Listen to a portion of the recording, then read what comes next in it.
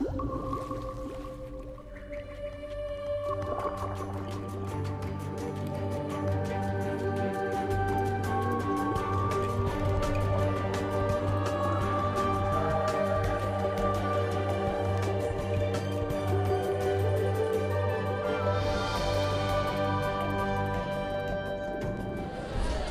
à toutes et à tous, bienvenue à Libre Ensemble, votre rendez-vous de la laïcité. Focus aujourd'hui sur le Festival des Libertés qui a eu lieu ici au Théâtre National à Bruxelles. Organisé par Bruxelles Laïque, le Festival des Libertés, c'est le rendez-vous des défenseurs des droits humains et des agitateurs de réflexion. Et la réflexion, elle a encore été vive cette année autour d'un thème central, l'urgence, ou plutôt les urgences. Et ces urgences, quelles sont-elles? Comment agir face à elles? Et comment conserver nos libertés fondamentales dans un contexte d'état d'urgence? On essaye d'y répondre tout de suite.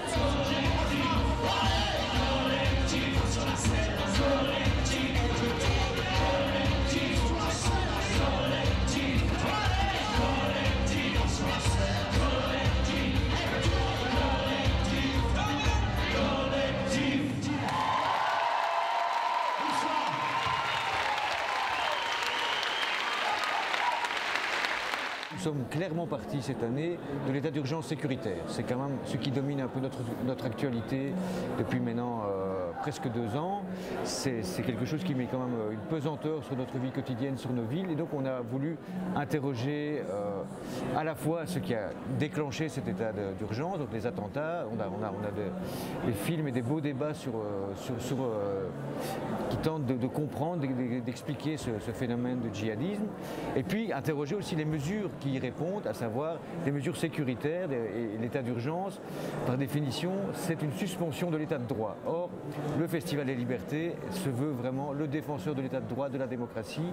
Et la crainte, c'est que, l'histoire nous l'a montré, c'est que les autorités, les pouvoirs publics s'habituent vite à l'extension de leur puissance, de leurs prérogatives. Et malheureusement, même si le Festival des Libertés est là pour aller à contresens, les citoyens s'habituent un peu trop vite à leurs restrictions de liberté.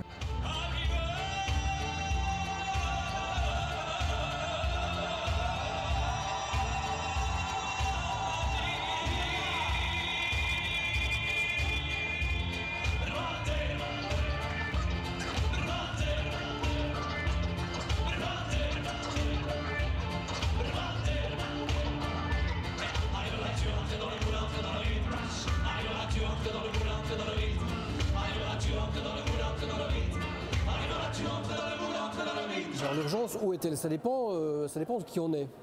Si on est une femme ou un homme, elle n'est pas au même endroit. Si on est blanc ou noir, si on est riche ou pauvre, si on habite au nord de l'équateur, au nord de la Méditerranée ou au sud de la Méditerranée, elle n'est pas au même endroit. Alors la grosse difficulté, c'est que souvent les urgences, elles ne sont pas urgentes.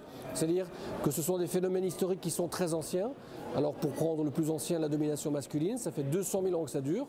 Donc en termes de système, il n'y a pas d'urgence, il n'y a pas péril en la demeure. Mais en revanche, j'imagine que pour chaque femme, c'est une urgence quotidienne de changer ça.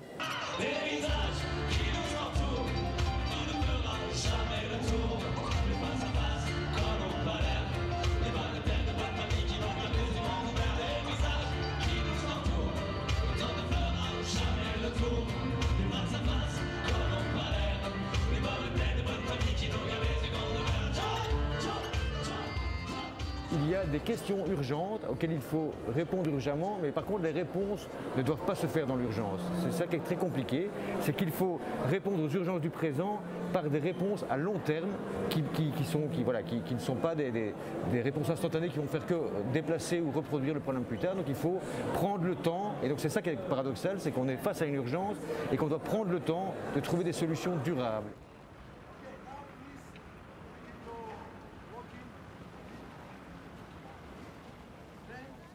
You can stay here in the house.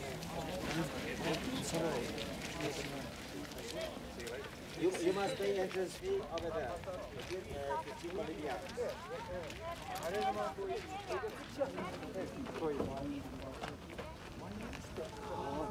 Entonces acá en Chacaltaya antes se podía esquiar todo el año entero se podía esquiar. Se tenía un glaciar que venía desde aquel pico, desde allá encima, bajaba hasta acá, su ingreso, entonces se podía esquiar ahí. Ahora ya no se puede esquiar porque el glaciar ha desaparecido. ¿Está bien? ¿Están listos para subir? Entonces, vamos yendo. On fait le portrait d'un homme et une montagne, de Samuel, une personne aymara vivant à La Paz, qui a travaillé toute sa vie sur la plus haute piste de ski dans le monde. Et depuis les années 90, le glacier sur lequel il y avait la piste est fondu en fait. Et donc Samuel, en fait, il continue à rêver de skier encore un jour alors que la neige n'est plus là. C'est difficile pour nous de comprendre qu'est-ce que c'est ce changement climatique. Est-ce qu'on doit vraiment s'adapter? Est-ce qu'on doit l'accepter? Comment est-ce qu'on doit réagir? Et quelque part, j'ai l'impression que la plupart des gens, on a du mal à accepter. On continue à vivre notre vie, à prendre la voiture, à faire des enfants, à se projeter dans le futur. Et Samuel, quelque part, ça peut être une allégorie pour comment l'humanité est face à cette question du changement climatique.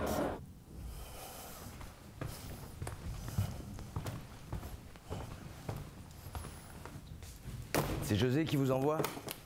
Il vous a donné ma carte?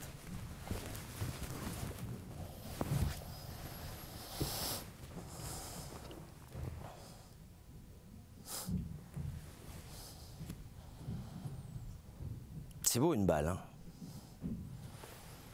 7,62 par 51, 840 mètres à la seconde. Celui qui la reçoit dans le crâne n'a même pas encore entendu le bruit de la détonation. Bon, qu'est-ce qu'on disait? J'imagine que José vous a un petit peu expliqué. Donc, qui dit guerre, dit armes, donc on s'est penché sur le sujet, on a questionné la chose et on s'est rendu compte, d'abord pour certains simplement qu'il y avait la FN, que ça existait, la Fabrique nationale de Herstal, et puis pour d'autres de se rendre compte de son importance, de la puissance de l'engin, de sa réputation, du fait qu'elle est leader de vente d'armes légères au Moyen-Orient, et puis de son cas tout à fait à part dans le monde d'aujourd'hui, qu'elle est à 100% propriété du gouvernement wallon. Voilà, donc tout ça nous posait une foule de questions. Voilà, et après en se documentant encore, on s'est rendu compte que finalement le théâtre ne s'est pas beaucoup occupé de ce sujet-là. Qu'est-ce que j'ai d'autre pour vous? La calage, c'est bien, on connaît tout ça, voilà. C'est efficace, c'est fiable, mais je vous ai quand même amené un produit un petit peu plus haut de gamme. Ça, c'est mon petit coup de cœur du moment.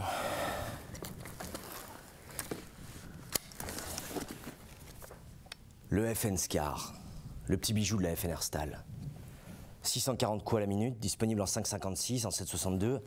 Rail Picatinny ici évidemment de série, mais surtout ici, ici et en dessous. Vous pouvez fixer à peu près tout ce que vous voulez. Lance-grenades, etc. etc. Ça équipe le SOCOM américain, les Navy Seals et pas mal de forces spéciales dans le monde entier.